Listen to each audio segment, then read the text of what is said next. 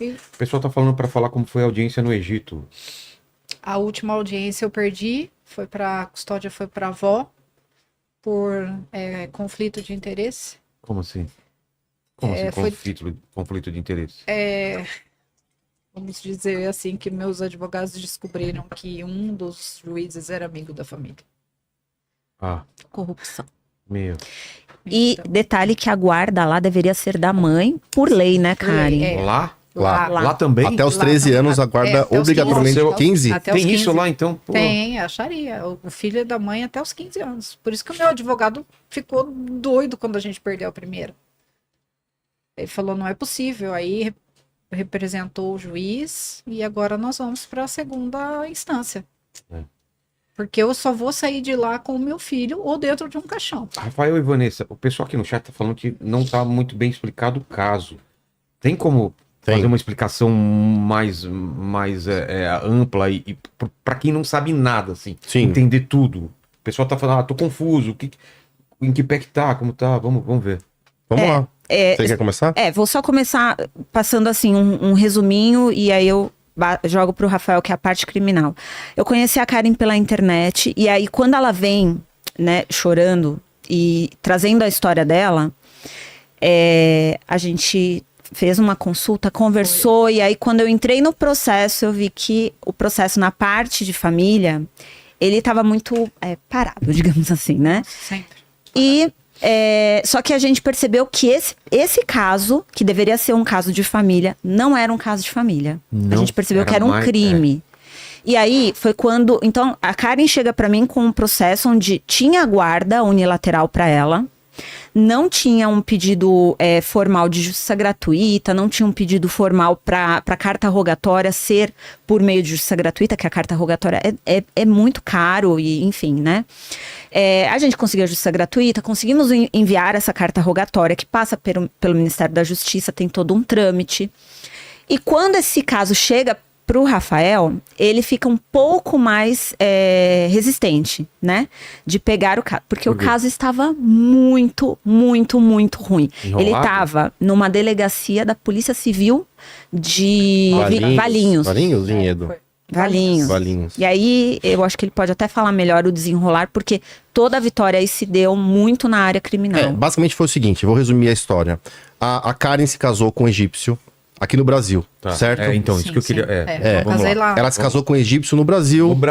No Brasil. Tiveram um filho, ele não queria que esse filho nascesse no Brasil.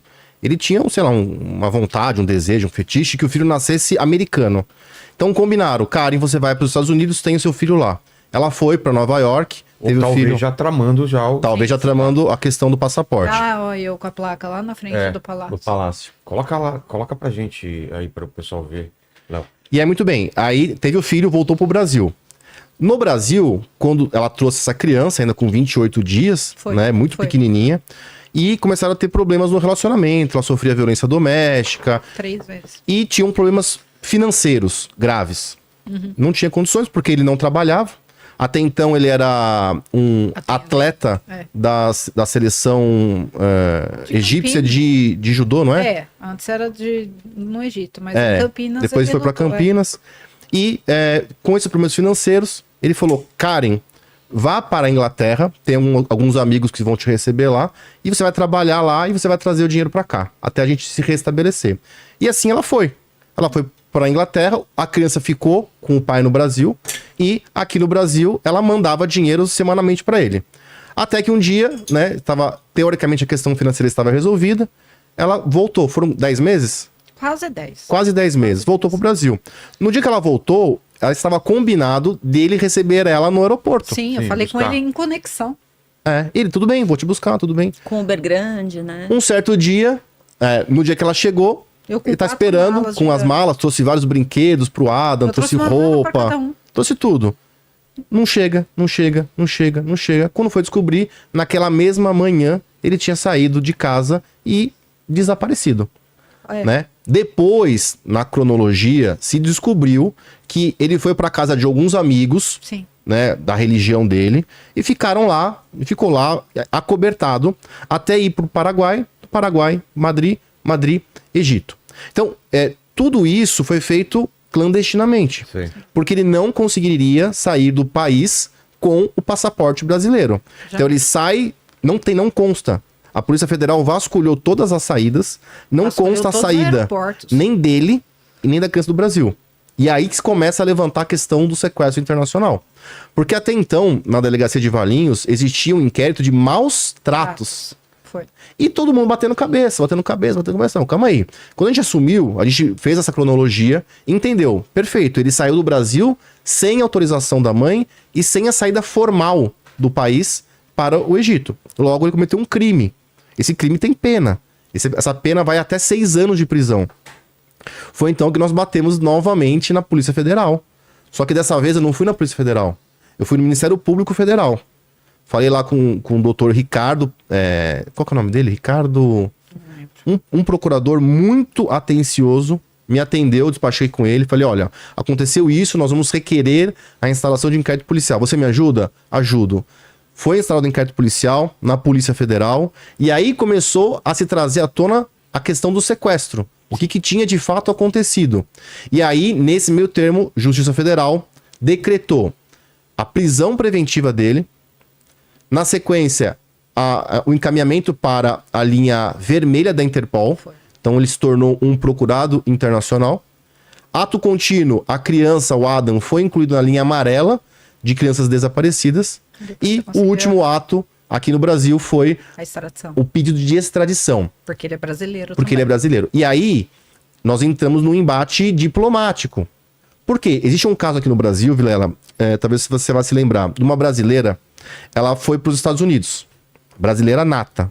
Nos Estados Unidos, foi morar lá, conheceu um americano, se casou, teve um filho. Eu não sei desse caso, já teve aqui no meu programa aquele caso da Irlanda, né? A Raquelzinha. Né? Não, é um caso contrário. Outro, eu não sei, é outro caso. Ela matou, essa brasileira matou o americano e fugiu pro Brasil. Esse caso ficou emblemático.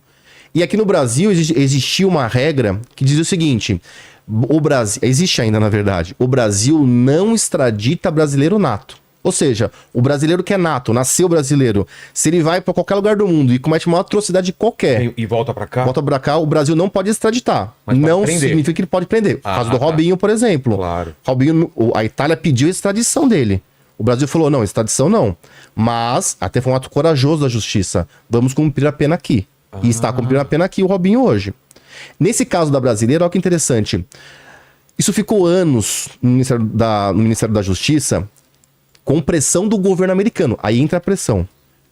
A pressão do governo americano. Extradita. Ela matou um americano. Extradita. O Brasil... Porque o governo tem poder de fazer isso, colocar sanções. Tem poder. E interferir em muita coisa. Sabe qual foi a... Não vai devolver? Então tá bom, então a gente vai fazer alguma coisa. Prende aqui, prende lá, no caso, lá no Egito. Sim. Nesse caso dessa brasileira, o governo brasileiro chegou à conclusão do seguinte: ela era brasileira nata, correto? Certo. Ela tinha se naturalizado americana.